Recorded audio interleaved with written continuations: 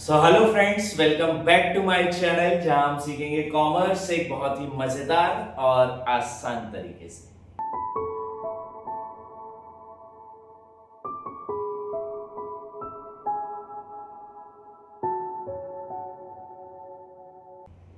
हम कंप्लीट कर रहे हैं हमारा 12th क्लास का पूरा सिलेबस एक सिंगल सीरीज के अंदर। इस सीरीज में मैं आपको कंप्लीट करा रहा हूं सारे subjects which is your accountancy, economics and business studies के सारे टॉपिक्स। हर एक टॉपिक हम कवर कर रहे हैं सीरीज में, बिल्कुल ही स्क्रैच से, बिल्कुल ही बेस से, ताकि आपको 12th क्लास में अच्छे नंबर मिल सके और आप 12th क्लास बहुत अच्छे परसेंटेज के साथ पास हो सके। अभी फिलहाल में मैं पढ़ा रहा हूं आपको business studies chapter number 2 principles and techniques of management, जिसमें हमने ऑलरेडी बहुत सारे टॉपिक्स कंप्लीट कर लिए। हमने देखा एफडब्ल्यू टेलर, हमने देखा प्रिंसिपल ऑफ मैनेजमेंट क्या होता है, उसके क्या मायने, क्या फायदे हैं, इंपॉर्टेंस, फंक्शंस, कैरेक्टरिस्टिक्स, नेचर, ये सब देखा हमने। फिर हमने इससे पहले वाली वीडियो में एक बहुत इंपॉर्टेंट चीज देखी which is Frederick Winslow Taylor, FW Taylor के द्वारा दिए गए सारे साइंटिफिक प्रिंसिपल्स ऑफ मैनेजमेंट के बारे में हमने डिस्कशन किया। इस वाली वीडियो में अब एफडब्ल्यू टेलर ने सिर्फ साइंटिफिक प्रिंसिपल्स ऑफ मैनेजमेंट नहीं दिए थे, 4 साइंटिफिक प्रिंसिपल ऑफ मैनेजमेंट हमने कल पढ़े थे। उन्होंने सिर्फ वो नहीं दिए थे, उन्होंने दी थी हमें और भी techniques. Around 7-8 techniques are there, 6-7 techniques are there. 7-8 techniques दी थी उन्होंने ताकि मैनेजमेंट जो है वो अच्छे से काम कर सके। ये साइंटिफिक टेक्निक्स अगर मैनेजमेंट यूज कर रहा है तो वो अच्छे से काम कर पाएगा, ये टेक्निक्स उन्होंने दी थी। तो 2 टेक्निक्स आपको सामने दिख रही होंगी, बाकी की इसके बाद वाली स्लाइड में आपको देखने को मिल जाएंगी। तो बिना देरी के स्टार्ट करते हैं हमारा ये वाला topic, techniques of principles of management और टेक्निक्स ऑफ साइंटिफिक मैनेजमेंट, और खत्म करते हैं बहुत जल्दी। अगेन बहुत इंपॉर्टेंट टॉपिक है ये भी, है ना। वैसे तो सारे ही टॉपिक इंपॉर्टेंट हैं तीनों ही सब्जेक्ट्स में, बट ये भी एक ऐसा टॉपिक है जिसमें से हर साल एक क्वेश्चन बन के आता ही आता है टेक्निक्स में से। अब वो कोई भी टेक्निक पूछ सकता है आपसे, तो बहुत ध्यान से सुनना, इस चीज को समझना, इस पूरे टॉपिक को, इस पूरी वीडियो को समझना, और जैसा मैं हर बार बोलता हूँ नोट्स तो आप खुद से ही बनाओ।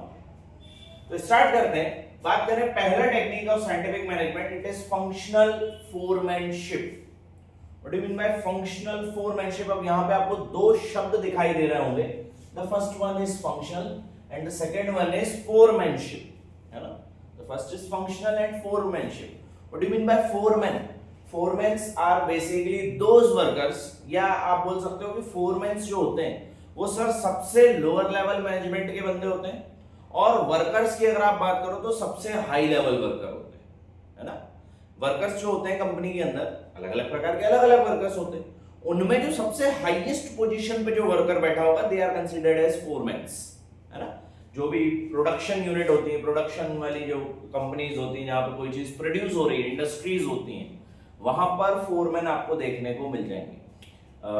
ये जो फोरमैन होते हैं ये सबसे हाईएस्ट लेवल ऑफ वर्कर होते हैं, काम करने वालों में सबसे हाईएस्ट लेवल होते हैं, और मैनेजमेंट का जो लेवल होता है, top level, middle level, lower level, उसमें सबसे लोअर लेवल मैनेजमेंट पर आते हैं। ठीक है, इनका काम बेसिकली होता है कि पूरी इंडस्ट्री, पूरा प्रोडक्शन यूनिट सही तरीके से चलता रहे। सबके अपने अपने अलग अलग काम होते हैं, तो उनका मेजर पर्पस होता है कि जितने भी वर्कर्स काम कर रहे हैं इंडस्ट्री के अंदर वो सब सही तरीके से काम करते रहें। ये हमारा देखने का मेन पर्पस है। ठीक है, हिंदी में अगर अपन बोले तो ठेकेदार या मुकद्दम जिसको अपन बोलते हैं उसको आप फोरमैन कह सकते हो। क्लियर? तो ये होता है फोरमैन। तो फोरमैन जो काम कर रहा है that is known as foremanship. और उसके फंक्शंस क्या होते हैं? तो उनके फंक्शंस को हमारे एफडब्ल्यू टेलर ने कुछ हिस्सों में बांट दिया। उसका कहना यह है कि नहीं, ये जो वर्कर्स होते हैं इनको बेसिकली इस पूरी इंडस्ट्री को, या जो भी आप सपोज मान लेते हैं कि हम ये शर्ट बनाने का हमारा काम है, शर्ट बनाने की बहुत बड़ी इंडस्ट्री है मेरी, यहीं पे मैंने फैक्ट्री डाल रखी है, उसमें 200 लोग काम कर रहे हैं। तो वो 200 लोगों का जो काम है, उनके हर 10-20 लोगों पे एक फोरमैन बैठा होगा। इस फोरमैन का काम होगा कि ये जो 20 लोग काम कर रहे हैं इनको देखना। ये फोरमैन बैठा होगा बी नाम का, वो उसका काम होगा कि इन 20 लोगों को देखना। कोई सी फोरमैन होगा, कोई डी होगा, कोई ई होगा, कोई एफ होगा। ऐसे अलग अलग फोरमैन्स बैठे हैं और वो सब अपने अपने वर्कर्स को देख रहे हैं। तो एफडब्ल्यू टेलर का कहना है कि फोरमैनशिप जो है ये कोई नॉर्मल जॉब नहीं है, इसको बेसिकली दो हिस्सों में बांटो, पूरी इंडस्ट्री को दो हिस्सों में बांटो। The first one is planning department. एक वो लोग जो कि प्लान करेंगे सारी चीजें कि कौन सा काम कैसे होना है, कब होना है, किसके द्वारा होना है, कौन करेगा और किस तरीके से करेगा, ये सारे काम देखना। और दूसरा प्रोडक्शन डिपार्टमेंट। प्रोडक्शन डिपार्टमेंट में आएंगी वो सारी चीजें कि जो काम जो प्लानिंग डिपार्टमेंट वालों ने बनाई है, प्रोडक्शन डिपार्टमेंट वाले क्या करेंगे, उसको अप्लाई करेंगे और काम कंप्लीट करके देंगे। तो उनका कहना था कि ये जो फंक्शनल फोरमैनशिप है, इस फंक्शनल फोरमैनशिप को आपको दो हिस्सों में बांटना है। हमने देखो यहाँ पे दो हिस्सों में बांट के भी रखी। एक हिस्सा कहलाएगा प्लानिंग डिपार्टमेंट, एक हिस्सा कहलाएगा प्लानिंग डिपार्टमेंट। ये पूरा हिस्सा प्लानिंग डिपार्टमेंट के अंतर्गत आएगा, ठीक है। एक हिस्सा कहलाएगा प्लानिंग डिपार्टमेंट और दूसरा जो हिस्सा है ये कहलाएगा प्रोडक्शन डिपार्टमेंट। क्या फर्क है सर प्लानिंग और प्रोडक्शन डिपार्टमेंट में? प्लानिंग डिपार्टमेंट वाले जो बंदे होंगे, प्लानिंग डिपार्टमेंट वाले जितने भी हमारे पास फोरमैन्स होंगे, उनका मेजर काम होगा कि सारी चीजें को प्लान करना, जो भी हमें काम करना है उसको प्लान करना कि हम उसको कैसे करेंगे, कब करेंगे, किसके द्वारा किया जाएगा, कौन सी मशीन्स उसमें लगेंगी, कौन से टूल्स उसमें लगेंगी, कौन सी टेक्निक्स उसमें लगेंगी, ये सारी चीजों की प्लानिंग करना किसका काम होगा? प्लानिंग डिपार्टमेंट का। वहीं पर उसको एग्जीक्यूट करने का काम किसका होगा? प्रोडक्शन डिपार्टमेंट का। तो उनका कहना था कि पूरी फैक्ट्री को, पूरी इंडस्ट्री को, जो भी यहाँ पे भी चीजें प्रोड्यूस हो रही है, उस प्रोडक्शन यूनिट को दो हिस्सों में बांटो। पहले तो प्लानिंग डिपार्टमेंट है, प्रोडक्शन डिपार्टमेंट, ये समझ आया? पहले तो प्लानिंग और प्रोडक्शन डिपार्टमेंट में बांटना है आपको पूरी इंडस्ट्री को, ठीक है। अब उसका कहना है कि प्लानिंग डिपार्टमेंट भी नीचे जाके अलग अलग हिस्सों में बटेगा। तो ऐसे टोटल 8 फोरमैन होने चाहिए हमारे पूरे इंडस्ट्री में, हमारे पूरे प्रोडक्शन यूनिट में 8 फोरमैन होने चाहिए, 4 प्लानिंग के लिए, 4 प्रोडक्शन के लिए। अब वो 8 फोरमैन आपको यहां दिख रहा है, आपको दिख रहा होगा routine clerk, instruction clerk, time and cost clerk, disciplinary clerk, फिर आ जाएंगे प्रोडक्शन डिपार्टमेंट में तो gang boss, speed boss, repair boss and inspector. Inspector boss नहीं होता, इंस्पेक्टर अपने आप में इंस्पेक्टर है, ठीक है। सो पूरा जो हमारा इंडस्ट्री है, पूरी जो हमारा प्रोडक्शन यूनिट है, उसको हमने कितने हिस्सों में डिवाइड कर दिया? पहले तो 2 हिस्सों में करा सर, प्लानिंग एंड प्रोडक्शन। फिर प्लानिंग को 4 हिस्सों में करा, प्रोडक्शन को 4 हिस्सों में करा। 4 हिस्सों में डिवाइड नहीं करा, बेसिकली हमने 4-4 क्या बना दिए? फोरमैन्स बना दिए उनके। और ये 8 हमारे फोरमैन्स हैं। अब सर ये 8 फोरमैन काम क्या करते हैं? इनके काम बताइए आप। अभी लिखने को आ गया तो हम क्या करेंगे? तो लिखने को आएगा तो आप ये बताओगे कि सबसे पहला बात करें रूट क्लर्क। रूट क्लर्क का काम होता है, रूट मतलब कोई भी एक जगह, कोई भी एक रूट मतलब आपको यहां से सपोज मेरे घर से भोपाल जाना है तो उसका एक रूट होगा कि सर वाया हम बुधनी अब्दुल्लागंज होते हुए जा सकते हैं, ठीक है। तो रूट क्लर्क का काम होता है ये देखना कि जो भी हम प्लानिंग कर रहे हैं वो किस तरीके से एग्जीक्यूट होगी, प्लान करना कि हमें कौन सा काम किस तरीके से करना है, कौन सी टेक्निक उसमें यूज होने वाली है, ये सारा काम किसका होता है? रूट क्लर्क का। ये हमें रूट बताता है कि अगर आपको ये प्रोड्यूस करना है, ये पेन अगर आपको प्रोडक्शन करना है तो कैसे आप उसका प्रोडक्शन करोगे, कौन कौन सी टेक्निक्स, कौन कौन से टूल्स आप उसमें यूज करोगे। ये काम होता है किसका? रूट क्लर्क का, कि आपको कौन सा रूट अपनाना है, कौन सी जो सबसे कम कॉस्ट का रूट होगा वो कैसे अपनाओगे आप। ये सारे काम की प्लानिंग कौन करेगा? रूट क्लर्क करेगा। रूट क्लर्क का काम होता है चीजों को सीक्वेंस में स्टेप बाय स्टेप बांटना कि हाँ सबसे पहले भैया ये सीक्वेंस में सबसे पहला टॉपिक काम ये आएगा, फिर ये आएगा, फिर ये आएगा, फिर ये आएगा, ठीक। तो एक पूरी चीजों को एक सीक्वेंस में बांट देना। अगर हमारी ये कपड़ा बनाने की फैक्ट्री है तो कपड़ा कैसे बनेगा, ये टी शर्ट कैसे बनेगी सर? सबसे पहले हम धागा लाएंगे, उस धागे से हम कपड़ा बनाएंगे, कपड़े की फिर कटिंग होगी, कटिंग के बाद उसकी स्टिचिंग होगी, शर्ट में शेप आएगा, फिर उसके कलर होगा, कलर के बाद ये जो प्रिंट हुए हैं, ये जो इन्फिनिटी लिखा है, पीछे कुछ लिखा होगा, ये सब प्रिंट होंगे, उसके बाद टैग लगेंगे, उसके बाद उसकी पैकिंग होगी और उसके बाद हम उसको डिस्पैच कर देंगे। तो ये जो पूरा काम होगा, ये काम कौन करेगा? Production department. लेकिन ये इस ही रूट से चलेगा, ऐसे ही चलना है कि सबसे पहले धागा ही लगेगा, सबसे पहले कटिंग नहीं हो सकती। ये कौन देखेगा? ये रूट क्लर्क देखेगा, ठीक है। तो रूट क्लर्क का बेसिकली काम क्या होता है? हर एक काम को सीक्वेंस में स्टेप बाय स्टेप बांट देना और लोगों को बताना कि भैया आपको इस सीक्वेंस में काम करना है, ये काम होता है रूट क्लर्क का। The second is instruction clerk. Root clerk ने जो रूट बनाया है उस पर किस तरीके से आप चलोगे, ये काम किसका होगा, इंस्ट्रक्शन क्लर्क का। अगर धागा, सबसे पहला काम धागा से कपड़ा बनाने का है, तो धागे से कपड़ा कैसे बनेगा, ये काम कौन इंस्ट्रक्शन देगा वर्कर्स को, इंस्ट्रक्शन क्लर्क वर्कर देगा। इंस्ट्रक्शन क्लर्क बताएगा वर्कर्स को कि किस तरीके से आपको ये धागे से कपड़ा बनाना है। इंस्ट्रक्शन देगा वो उनको कि इस तरीके से काम होता है, इस तरीके से नहीं होता है। That is the work of instruction clerk. कुछ जो जनरल इंस्ट्रक्शन होते हैं कंपनी के अंदर कि भैया आपको सेफ्टी मेंटेन करके रखना है। अब जैसे जो स्टिचिंग डिपार्टमेंट होता है, कभी अगर आप 12th के बाद MBA करने के बाद अगर आप किसी ऐसी फैक्ट्री में काम कर रहे हो जहाँ पर इन चीज़ों का ज़्यादा वर्क हो रहा है, तो आप वहाँ जाकर देखोगे कि जब स्टिचिंग जो डिपार्टमेंट होता है उसमें बहुत ज़ोर से आवाज़ आती है, मतलब बहुत सारी, क्योंकि मशीनें एक साथ चलती हैं, अप्स एंड डाउन होते हैं उसमें। मशीन आप घर में अगर आपने देखी होगी तो वो सिंगल मशीन आवाज़ करती है, ऐसी वहाँ पे 100-200 मशीनें लगी हुई हैं, सब एक साथ आवाज़ करती हैं स्टिचिंग के लिए, तो बहुत ज़्यादा शोर होता है। तो जनरल इंस्ट्रक्शन देना कि भैया अगर आप उस डिपार्टमेंट में जा रहे हो या उस कमरे में अंदर जा रहे हो तो आपके कानों में प्लग्स लगे होना ताकि आपके कान खराब ना हो। अगर आप डाई डिपार्टमेंट में जा रहे हो तो भैया आप पूरे सेफ्टी के साथ जाओ, नाक बंद होना, आपका पूरा मुंह बंद होना, ताकि वो जो डाई की स्मेल है वो आपके अंदर ना जाए। तो ये जनरल इंस्ट्रक्शंस देना कंपनी के अंदर वर्कर्स को, ये किसका काम होता है, इंस्ट्रक्शन क्लर्क का काम होता है। ठीक। The second, third is time and cost clerk. Time और कॉस्ट क्लर्क क्या होता है, टाइम और कॉस्ट क्लर्क नाम से ही समझ आ रहा है सर, एक ऐसा क्लर्क या एक ऐसा फोरमैन जिसका काम होता है कि जो वर्क है, जो वर्क दिया गया है रूट क्लर्क के द्वारा, जो वर्क बनाया गया है वो टाइम से कैसे होगा, कौन वर्कर कितनी देर काम करेगा, किसके लिए कितना काम है, और उनको काम बांटना, उनको टाइम बांटना कि भैया आप 6 घंटे काम करोगे क्योंकि आपका काम बहुत ज्यादा हैवी है, आप 10 घंटे काम करोगे क्योंकि आपका काम बहुत ज्यादा लाइट है। ये टाइम बांटना किसका काम है, टाइम क्लर्क का काम है। ठीक है। सपोज कोई एक ऐसा बंदा है जो धागे वाले डिपार्टमेंट में काम कर रहा है, उसको धागे से कपड़ा बनाना है, तो वो तो आसान काम है ना, वो सिर्फ वहां से जो बिंडल्स आते हैं बड़े बड़े धागे के, वो लेकर आएगा और मशीन में पहना देगा, इसके अलावा कोई काम नहीं। क्या बहुत हैवी काम है?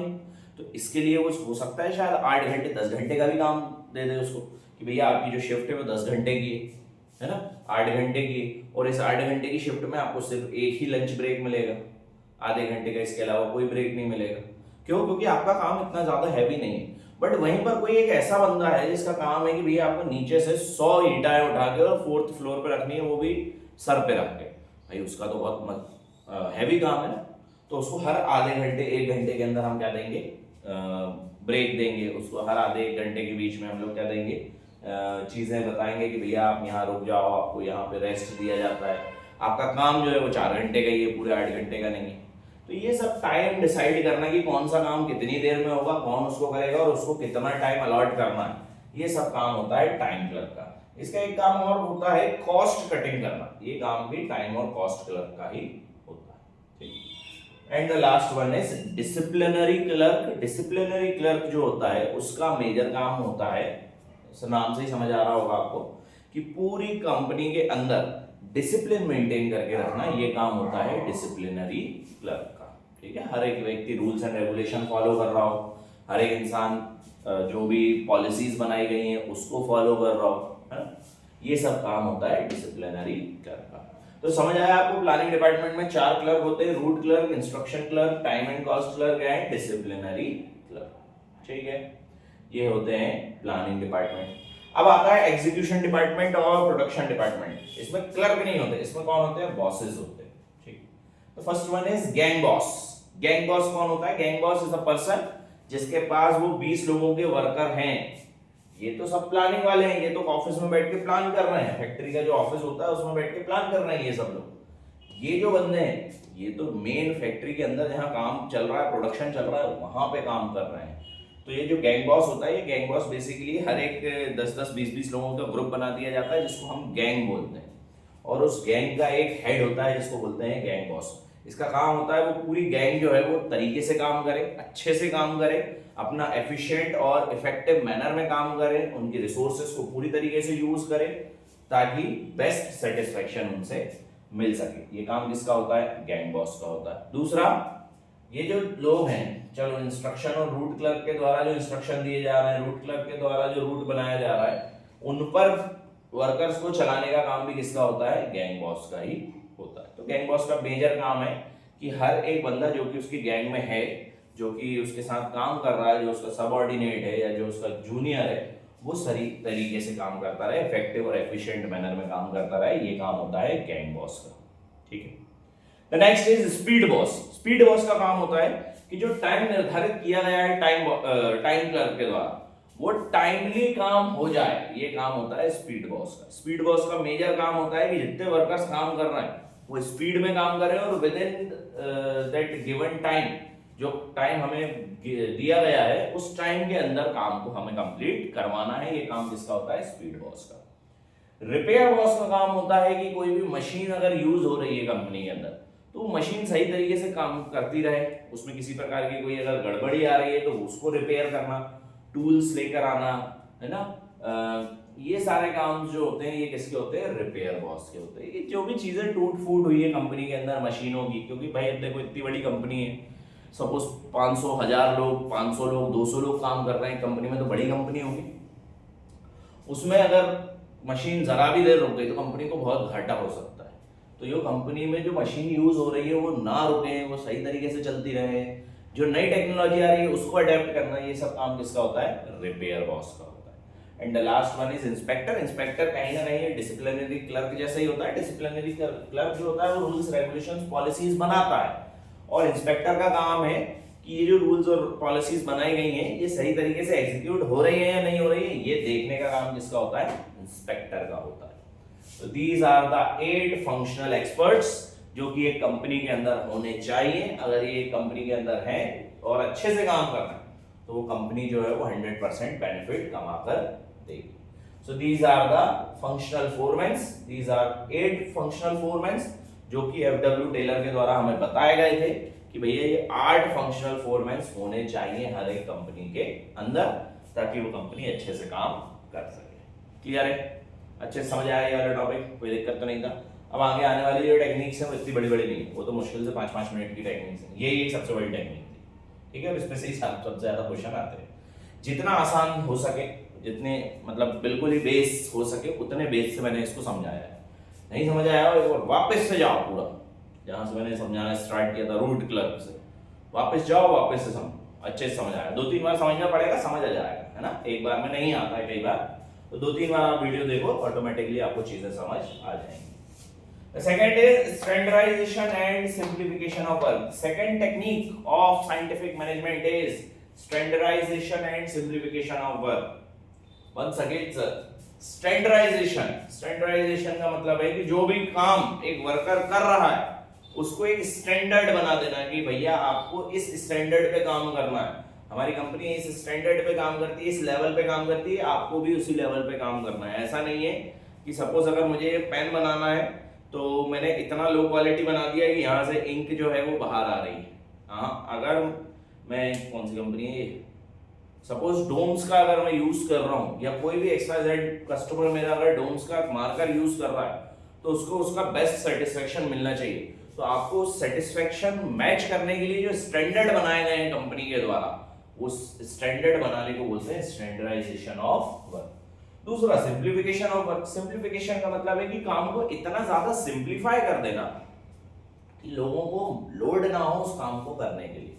अगर सपोज मुझे यहाँ से भोपाल जाना है तो मैं भोपाल जाने का सबसे आसान रूट जो मेरे पास है वो यूज करूंगा, ताकि मेरे दिमाग पे किसी प्रकार का कोई भी लोड ना आए। That is known as simplification of work.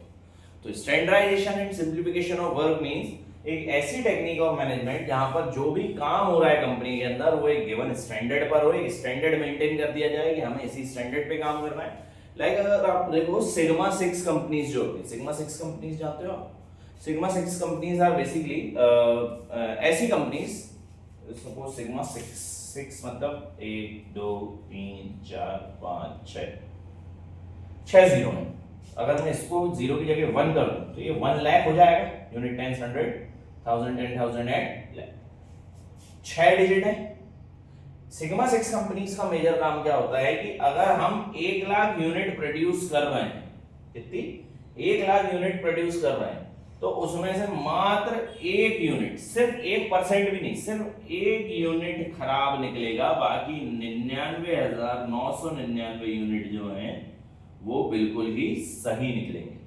और अगर ऐसा कुछ हो रहा है, कोई कंपनी इस टाइप का स्टैंडर्ड मेंटेन कर रही है, that is known as sigma 6 companies. इनका सबसे अच्छा एग्जांपल है मुंबई डब्बा वाला। मुंबई में जो डब्बा वाला होते हैं, बेसिकली वो एक अनऑर्गेनाइज्ड सेक्टर है, कोई ऑर्गेनाइज्ड सेक्टर नहीं है, एक अनऑर्गेनाइज्ड सेक्टर है जिसमें अब क्योंकि मुंबई बहुत बड़ा शहर है यार, सुबह लोगों को 5 बजे 6 बजे निकलना पड़ता है काम के लिए, तो जो महिलाएं होती है वो इतनी जल्दी सुबह उठ के और लंच नहीं बना पाती हैं, तो वो क्या करती हैं, डब्बा वाले को हायर कर लेती हैं कि वो 8-9 बजे तक बढ़िया अपना लंच बना के रख देती हैं। डब्बा वाला 9 बजे वो लंच उठाता है और 11 बजे जहाँ भी उसकी फैक्ट्री है, वो बंदा जहाँ भी काम करता है वहां पर उसको डिलीवर कर देता है। तो ये मुंबई में बहुत ज्यादा चलता है और मुंबई में लगभग एक दिन में 10 लाख से ज्यादा डब्बे एक जगह से दूसरी जगह डिलीवर होते हैं, और हर 1 लाख डिब्बे में से एक आध डिब्बा ऐसा होता है जो मिसमैच हो जाए या जो दूसरी जगह पर डिलीवर हो जाए, अन्यथा वो पूरे डब्बे बिल्कुल सिस्टमैटिक सही जगह पर डिलीवर होते हैं। तो उनको टैग मिला हुआ है सिग्मा 6 कंपनीज का। उन्होंने वैसा स्टैंडर्ड अपना मेंटेन करके रखा है, वैसी अपनी गुडविल बना के रखी कि ये कंपनी कभी भी गलत नहीं हो सकती है, ये जो डब्बा वाला है ये कभी भी गलती नहीं कर सकते। हाँ, एक आध गलती हो सकती है कंसीडरेबल, बट बहुत सारी हो जाए पॉसिबल नहीं है। ऐसा सुनने में आपको लग रहा होगा कि हाँ कौन सी बड़ी बात है सर 1 लाख डब्बा डिलीवर करने में, जब 1 लाख डब्बे साल भर, एक दिन में आपको 1 लाख डब्बे डिलीवर करने होंगे मुंबई जैसे शहर में, और हर एक ऑफिस में, ऐसा भी नहीं कि एक ही ऑफिस में पूरे 1 लाख जा रहे हैं, पूरे मुंबई शहर में बंटने हैं वो 1 लाख डब्बे, तो गलतियां होती हैं, बट देन ऑल्सो उनके साथ जो है वो गलतियां नहीं हो रही है, उन्होंने वैसा अपनी गुडविल अपना स्टैंडर्ड मेंटेन करके रखा है, that is known as standardisation of work. ठीक है, सिग्मा 6 कंपनीज हैं, और भी कई सारे हैं, मेरे को नाम याद नहीं आ रहा, ऐसी कई सारी कंपनीज होती हैं, काइजेन कंपनीज होती हैं, सिग्मा 6 कंपनीज होती हैं। ठीक है, लाइक एप्पल, अपन एप्पल का एक एग्जांपल ले लेते हैं। Apple is known for its security, सबसे बेहतरीन सिक्योरिटी अगर आपको चाहिए है किसी मोबाइल फोन में, सो दैट इज एप्पल। अब एप्पल के मोबाइल लो, आपको सबसे बेस्ट सिक्योरिटी मिलेगी उस फोन्स में। सो वो जो होते हैं उन्होंने वैसा स्टैंडर्ड अपना मेंटेन करके रखा है, वो कभी भी कोई भी ऐसा अपना डिवाइस नहीं बनाएंगे जिसमें सिक्योरिटी ब्रीच हो, क्योंकि उन्होंने वैसा स्टैंडर्ड बना के रखा है कि हमारे जो प्रोडक्ट हैं वो सब हाई एंड लोग यूज करते हैं और बहुत ज्यादा सिक्योर्ड फोन होते हैं। Second is simplification of work. Simplification of work का मतलब है कि ये जो डब्बा वाले होते हैं, अपन इसी से एग्जांपल ले लेते हैं, इन सब का एक कोड होता है, हर एक डब्बे का एक कोड होता है। ये जो बिल्कुल गलतियां नहीं कर रहे हैं, ये क्यों नहीं करते? क्योंकि उन्होंने सिंप्लीफाई कर दिया है अपने काम को। कैसा सिंप्लीफाई कर दिया है कि जैसे सपोज वहां पे बहुत सारी जगह है, बैंड्रा है ना, वसई है, विरार है, कुर्ला है, अंधेरी है, गोरेगांव है, सीएसटी है, अलग अलग जगह है ना, चर्च गेट है, मुंबा देवी है, तो अलग अलग एरियाज है वहां पे, विले पार्ले, अलग अलग क्षेत्र है, और हर एक क्षेत्र का उन्होंने एक लोगो बना दिया कि सपोज अगर गोरेगांव जाना है तो उसका लोगो है ये, तो वो देख के समझ जाते हैं कि अगर ट्रायंगल बना है मतलब ये डब्बा गोरेगांव उतरेगा, अगर गोला बना है तो ये डब्बा विरार उतरेगा, चौकोर बना है तो ये डब्बा सर वसई उतरेगा, अगर स्टार बना हुआ है तो ये डब्बा बैंड्रा उतरेगा। तो उनको इतना तो मालूम चल गया कि किस स्टेशन पे डब्बा उतारना है। अब उस स्टेशन के किस ऑफिस में जाना है या किस एरिया में जाना है तो उसके लिए अलग होगा, उन्होंने भाई लेन दे दी, lane number 1, lane number 3, lane number 2, lane number 4, तो ये दे दिया। तो दूसरा उन्होंने लाइन लिख दी, तो उनको समझ आ गया कि हाँ इस स्टेशन पे ये फलाने क्षेत्र में मुझे जाना है। अब वो उस क्षेत्र में पहुंचे तो किस ऑफिस में है उसका, तो उसके लिए उन्होंने कुछ एक वो दे दी होगी कि सर उसमें A B C D ऐसा कुछ करके लिख दिया। हाँ, तो भैया A नंबर बिल्डिंग मतलब ये पहली बिल्डिंग, B नंबर बिल्डिंग दूसरी बिल्डिंग, C नंबर बिल्डिंग तीसरी बिल्डिंग, Z नंबर बिल्डिंग सबसे 26वीं बिल्डिंग, वो Z नंबर बिल्डिंग। और उस बिल्डिंग के किस फ्लोर पे जाना है तो उन्होंने बोल दिया कि सर फर्स्ट फ्लोर पे जाना है, सर 4th फ्लोर पे जाना है, सर 8th फ्लोर पे या 10th फ्लोर पे जाना है, 12th फ्लोर पे जाना है, ऐसे करके उन्होंने फ्लोर लिख दिया। और फ्लोर पे जाने के बाद किस ऑफिस में जाना है तो उस ऑफिस का भी उन्होंने कुछ ना कुछ बना रखा होगा कि भाई फूल बना दिए, पत्ती बना दी, ये वो, तो उन्होंने एक पूरे डिब्बे पे क्या मेंटेन कर दिया है, कोड मेंटेन कर दिया। उस कोड को देख के लोगों को समझ आ जाता है कि ये डिब्बा किस स्टेशन पे उतरेगा, किस जगह जाएगा, किस बिल्डिंग में जाएगा, किस फ्लोर पे जाएगा और किस ऑफिस में जाएगा। इतना सिंप्लीफाई कर दिया उन्होंने चीजों को, और वो चीजें उनको याद रहती हैं तो ऑटोमेटिकली क्या हो जाता है, सिंप्लीफिकेशन ऑफ वर्क हो जाता है। So that is known as standardisation and simplification of work, the second technique of FW Taylor of scientific management, कि हर एक काम को हम स्टैंडर्ड में करेंगे, एक स्टैंडर्ड मेंटेन करेंगे हर एक काम का, और उस काम को बिल्कुल ही सिंप्लीफाई तरीके से किया जाएगा। That is known as standardisation and simplification of work. So these are the two techniques of हमारा प्रिंसिपल ऑफ मैनेजमेंट। ये वाली वीडियो को अपन यहीं तक रख रहे हैं, है ना, मैं आगे नहीं बढ़ा रहा हूँ। इसके बाद वाली वीडियो में मैं बाकी की आपको टेक्निक्स बता दूंगा, वो भी इतनी बड़ी बड़ी टेक्निक्स हैं, उनको बता दूंगा। साथ में मैं आपको जो हमारे टेलर भाई साहब थे, सॉरी टेलर भाई साहब तो हम पढ़ चुके हैं डब्ल्यू टेलर के बारे में, जो हमारे हेनरी फ्यूल भाई साहब थे, उन हेनरी फ्यूल के बारे में मैं आपको समझाऊंगा कि भैया वो बंदा कौन था, और उसने वो जो 14 प्रिंसिपल ऑफ मैनेजमेंट दिए थे वो क्यों दिए थे, क्यों हमारा सिलेबस इतना बढ़ाया था। सो अपन उसके बारे में पढ़ेंगे और बाकी की टेक्निक्स को कंप्लीट करेंगे। इस वाली वीडियो को रखते हैं यहीं तक। Thank you so much guys for watching my videos. Hopefully आपको पूरा टॉपिक समझ आया होगा, अच्छे से चीजें समझ आ रही होंगी अगर आप शुरू से मेरे साथ बने हुए हो तो। Thank you so much guys. Please like, share, subscribe my videos, share this videos to all your friends. Subscribe करो मेरे चैनल को, आपके लिए तो फ्री है लेकिन मुझे इससे बहुत ज्यादा मोटिवेशन मिलता है। So till then, thank you so much guys and all the best for your future.